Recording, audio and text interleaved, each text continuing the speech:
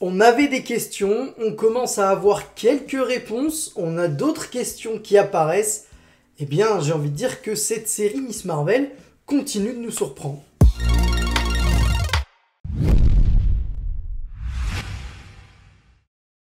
Salut à tous, on se retrouve comme chaque mercredi pour les critiques sur les séries Star Wars, les séries Marvel. Et là, en ce moment, donc ça se termine aujourd'hui, il y avait les deux en même temps. Donc pour les fans de Star Wars, j'ai sorti ce matin la critique de l'épisode 6, le dernier épisode de la série Obi-Wan Kenobi. C'est déjà disponible sur la chaîne.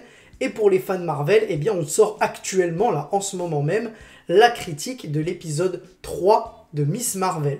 Et évidemment, avant de rentrer dans les détails, dans les théories, etc., évidemment, il faut que tu saches que la critique est 100% spoiler. Donc, si tu n'as pas vu l'épisode 3, ou même l'épisode 2, ou même l'épisode 1 de Miss Marvel, il vaut mieux que tu te réserves cette vidéo pour plus tard, parce que je vais spoiler à 100%. Quand je disais en introduction qu'on commençait à avoir des réponses sur des questions qu'on se posait depuis les deux premiers épisodes, eh bien là, dès le début, on va notamment avoir des informations complémentaires sur Aisha, du coup l'arrière-grand-mère de Kamala, mais également sur le groupe qui l'accompagnait, sur Najma, du coup la mère de Kamran, et on va se rendre compte eh bien, que Najma et Aisha se connaissent très bien, puisqu'elles ont été amies à une certaine période, en 1942. Grâce à ce flashback, on va donc voir Aisha, Najma et ensuite le groupe qui les accompagne, dont on va nous donner le nom par la suite. Elle va dire qu'on leur donne plusieurs noms, notamment les clandestins ou d'ailleurs les djinns.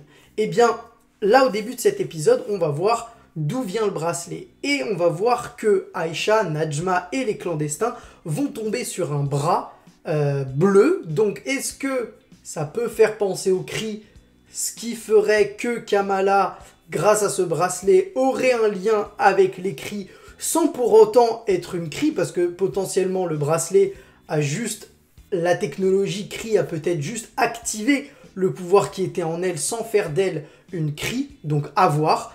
On a également du coup au sol, on a un plan aérien et on voit au sol les 10 anneaux, donc à voir, est-ce qu'il y a un rapport entre les 10 anneaux, les cris, le bracelet que porte Kamala? Est-ce que finalement les cris sont arrivés à cet endroit-là, ils se sont battus contre Wenwu, qui à l'époque était détenteur des 10 anneaux? Il va falloir avoir des réponses encore par rapport à tout ça, mais en tout cas on voit bien que contrairement à Moon Knight, cette série Miss Marvel s'imbrique de plus en plus dans le MCU, et on va d'ailleurs avoir des références par rapport à d'autres choses du MCU. Elle parle bien évidemment des Asgardiens, elle dit voilà, je suis pas une Asgardienne. Elle parle d'Eric Selvig, donc quand ils veulent en apprendre plus sur la dimension lumière, la dimension Nour. Donc voilà, il y a plein de choses qui montrent que cette série est vraiment ancrée dans le MCU. Pour en finir avec ce flashback, on entend Aisha et Najma parler du fait qu'il manque un bracelet. Donc on comprend bien qu'il en faut deux. Et là, pour les fans de comics, ça peut évidemment faire penser à des bracelets bien connus. Je ne vais pas spoiler parce que si jamais c'est ça, ce serait peut-être un peu dommage de ne pas avoir la révélation. En tout cas, il en faut deux. Alors, où est ce deuxième bracelet? Est-ce que, donc Kamala en a un, est-ce que le deuxième potentiellement c'est sa grand-mère qui est à Karachi qui en aurait un autre? Sachant qu'à la fin de l'épisode, sa grand-mère lui dit bah, viens me voir à Karachi puisque tu as vu le train, etc. Donc on va voir. Et autre chose que l'on voit dans ce flashback, c'est que le bracelet, tout comme Kamala, avait activé quelque chose en Aisha. On se demandait pas mal qui pouvaient être les méchants de la série. Moi, je vous avais donné quelques pistes par rapport aux comics. Je vous avais dit que Kamran, notamment dans les comics, se retournait contre Kamala à un moment, puisqu'il travaillait pour un inhumain qui, lui, avait des ambitions pas très cool. Donc là, a priori, dans la série, Kamran serait plutôt sympa puisqu'il essaye de se rebeller contre sa mère et contre les autres clandestins pour éviter de faire du mal à Kamala. Donc est-ce que c'est une réécriture du personnage ou est-ce que finalement il va au final se ranger du côté de sa mère? On verra. En tout cas, jusque-là, les méchants qu'on nous présente, c'est bien évidemment les clandestins, les djinns. On les voit en avoir après Kamala, ils veulent absolument récupérer le bracelet. On voit qu'ils n'hésitent pas à attaquer en plein mariage du frère de Kamala. Et d'un autre côté, on a Damage Control. On ne sait pas trop encore où les placer parce qu'on a l'impression que par moment, bah, ils sont peut-être pas si méchants que ça, mais finalement, ils font quand même des trucs pas très cool. On voit qu'ils n'ont pas forcément de respect. Quand ils rentrent dans la mosquée, ils gardent leurs chaussures. Et d'ailleurs, l'imam leur fait la remarque. Donc, à voir ce que va donner Damage Control. On sent qu'ils ont clairement un intérêt pour Kamala Khan. Ils veulent la récupérer. Maintenant, à voir quel est vraiment leur but. Mais en tout cas, ce qu'on nous présente vraiment comme les méchants de la série pour l'instant, ce sont les djinns. D'ailleurs, en parlant des djinns, donc maintenant on sait que Aisha, Najma, etc. en font partie. Je me suis dit, quand Najma était en train d'expliquer à Kamala Khan qu'est-ce qu'ils étaient, etc., le fait qu'ils viennent d'une autre dimension, qu'ils sont bloqués ici parce qu'ils peuvent pas rentrer, etc., et qu'elle a commencé à donner les noms, je me suis dit, ouh là là, peut-être qu'elle va lâcher le mot inhumain.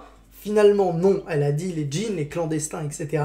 Donc, je l'ai un petit peu en travers de la gorge, mais à voir potentiellement, peut-être que sur la fin, on aura le retour des Inhumains. Moi, j'ai envie d'y croire, donc j'espère qu'ils seront là. Avant de revenir sur toute la séquence de fin et l'attaque du mariage d'Amir, ce que j'ai aimé également dans cet épisode, c'est vraiment le côté développement des personnages d'un point de vue privé. On laisse de côté le côté super-héroïque. Vraiment, le développement par exemple de Kamala, qui était très contente d'obtenir des pouvoirs, elle était très heureuse, et là elle se rend compte que finalement, avoir des pouvoirs, c'est pas si facile que ça. Ça fait un petit peu penser à ce qu'on peut avoir avec Spider-Man, c'est-à-dire un grand pouvoir implique de grandes responsabilités. Là, elle se rend compte qu'elle a beau avoir sauvé des gens, que ce soit Zoé ou le petit garçon qui était en train de tomber, eh bien, tout le monde n'est pas 100% d'accord avec elle. Même sa plus proche amie, Nakia, avant qu'elle apprenne que c'est elle, Miss Marvel, eh bien, elle en veut un petit peu à cette héroïne masquée, puisqu'elle estime qu'elle donne pas une bonne image. Voilà, on a plein de gens qui ont un petit peu des doutes sur qui est vraiment Nightlight, comme il l'appelle dans la série. On a également le frère de Kamala, qui a un bon développement, puisque dans les comics, ses parents sont assez réticents au fait qu'il se marie, parce qu'il n'a pas une bonne situation, il travaille pas, etc. Et là, on a un petit peu ça, parce que quand il discute avec son père, il lui dit, voilà, mes économies, c'est juste ça. Enfin, en gros, il est en plein doute, et il y a son père qui le rassure. Donc on a vraiment ce développement de personnage-là qui est assez intéressant. On voit aussi la mère de Kamala qui commence à se rapprocher vraiment de sa fille, même si on sent bien depuis le début qu'elle l'aime et qu'elle est très protectrice. Mais là, on sent vraiment qu'il y a une relation qui est en train de...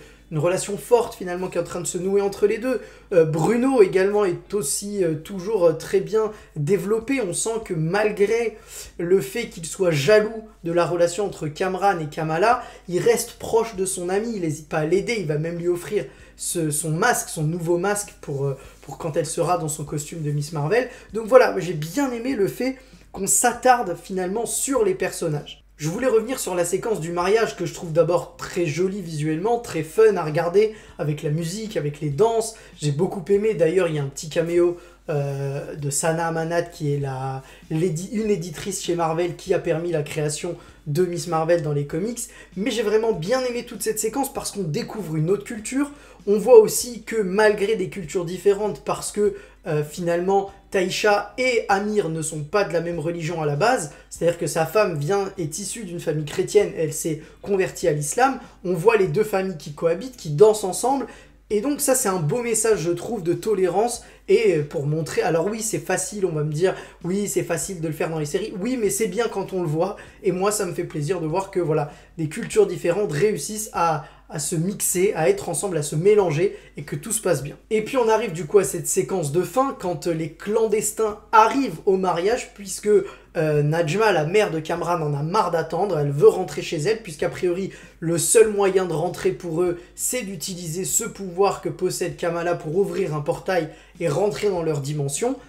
D'ailleurs j'aimerais bien qu'on nous montre peut-être un flashback ou qu'on nous explique pourquoi ils ont été exilés de cette dimension, pourquoi ils ne peuvent plus y retourner. Ce serait intéressant de le voir, peut-être un rapport avec ce train qu'on voit qui apparaît en vision quand Najma et Kamala sont en train de toucher le bracelet.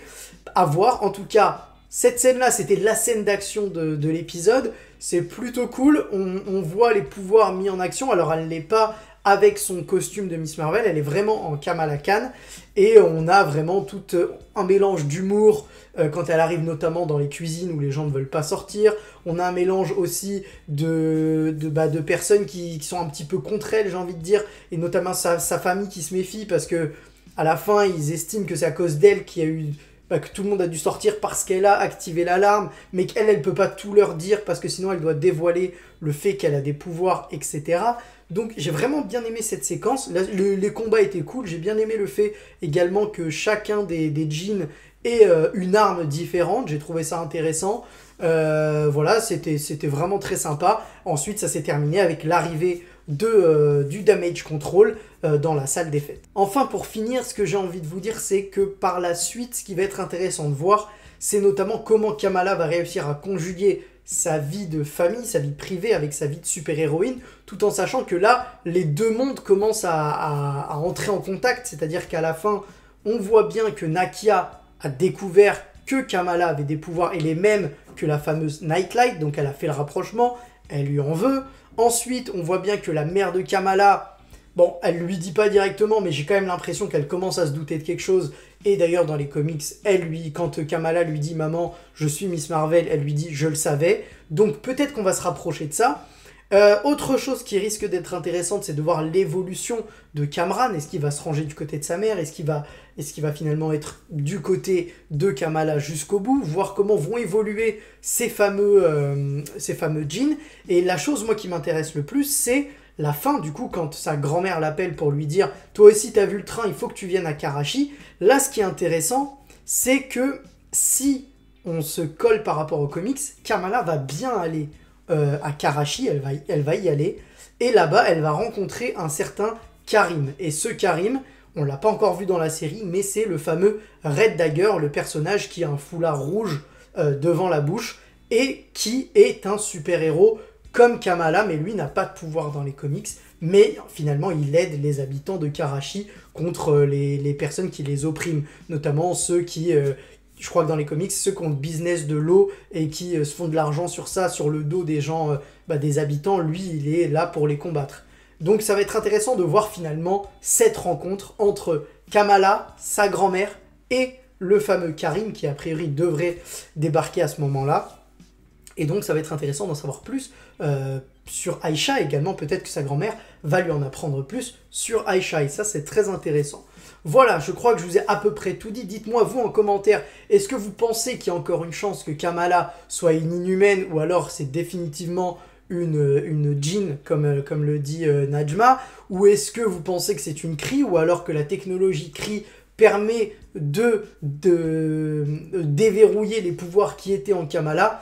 Dites-moi vous ce que vous en pensez. Est-ce que vous pensez comme moi qu'on risque d'avoir Red Dagger dans le prochain épisode quand elle ira à Karachi? Voilà, dites-moi ce que vous en avez pensé. N'hésitez pas à liker, à partager, à commenter et surtout à vous abonner. Ce serait très très cool. Et moi je vous dis à la prochaine. On se retrouve pour une autre vidéo. Ciao!